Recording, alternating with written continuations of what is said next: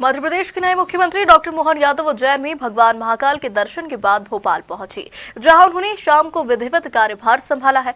Charge लेने के पहले सीएम डॉक्टर मोहन यादव ने मंत्रालय स्थित मुख्यमंत्री कक्ष में विधिवत पूजा अर्चना की, इसके बाद कार्यभार संभाला। इस अवसर पर उप मुख्यमंत्री जगदीश देवड़ा, राजेंद्र शुक्ला, मुख्य सचिव वीरा राणा और अनेक वरिष्ठ अधिकारी और जनप्रतिनिधि मौजूद रहे। चार्ज संभालने के बाद सीएम ने अपने कक्ष में कई फाइलों को देखा और हस्ताक्षर किए हैं। इसके साथ ही उन्होंने मंत्रालय के वरिष्ठ अधिकारियों से चर्चा की।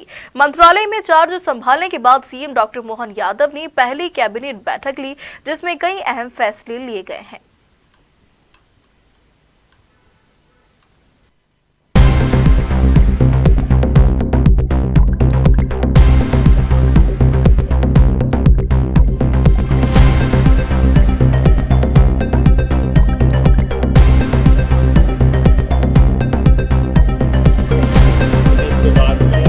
आप सबका स्वागत करता हूं।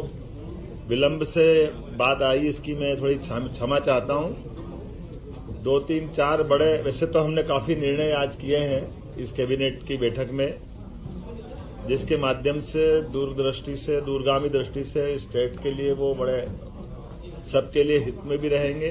कुछ उल्लास के और अच्छे भी निर्णय हुए हैं, जैसे फूड सेफ्टी नियम लागू होने के बाद खुले में मांस या अंडे की दुकान चलाना, ये भारत सरकार ने भी इसमें दिशा निर्देश जारी किए हुए हैं। इस चीज को कड़ाई से लागू करने के लिए हमने कैबिनेट में इसके संबंध में तैयारी करने के लिए कहा है।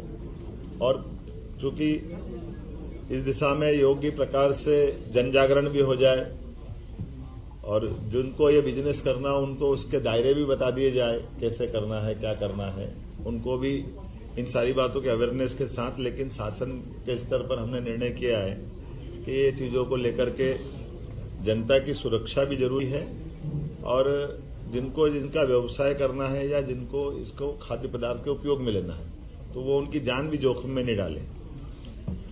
एक निर्णय हमने किया है कि हर जिले के अंदर युवाओं के लिए एक एक्सीलेंस कॉलेज बनाया जाए, जो सभी प्रकार की नई शिक्षा नीति के माध्यम से सभी कोर्स की वो पढ़ाई वहां हो सके।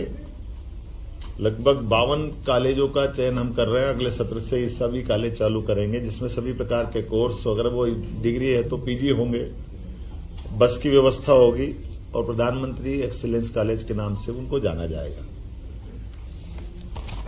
एक निर्णय हमने किया कि ये जो डिग्री, मार्कशीट और ये सब डॉक्यूमेंट्स को अवेयरने के लिए बच्चे परेशान होते हैं, कई बार जाने आने के लिए सारी झंझटें होती है, कई बार नकली लोग बना लेते हैं, तो डिजी लॉकर चालू करा रहे हैं। हमारे सभी प्राइवेट यूनिवर्सिटी, सभी कॉलेजों में दस्तावेजीकरण के आधार पर हर एक कोई किसी को चेक भी कर सकेगा और उनका अपना दस्तावेज का वो सुरक्षित एक डाटा भी बनेगा।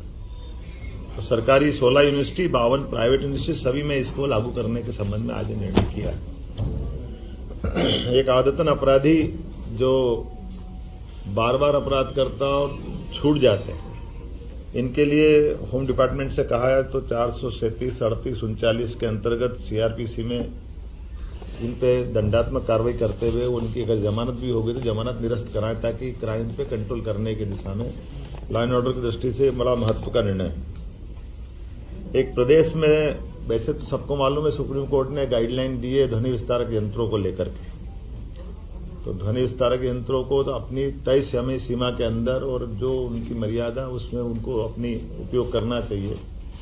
उस नाते से हम कोशिश करेंगे कि ये, लेकिन कुछ कुछ जिलों में अलग अलग स्थिति भी है। तो एक यूनानिमस सैद्धांतिक रूप से तो हम सहमत हैं, लेकिन अगर ऐसा लगता है कि जहां कोई परमिशन की जरूरत पड़ेगी तो वो परमिशन पे हम जाएंगे। बगैर परमिशन कोई चला, इसको हम पसंद नहीं करेंगे।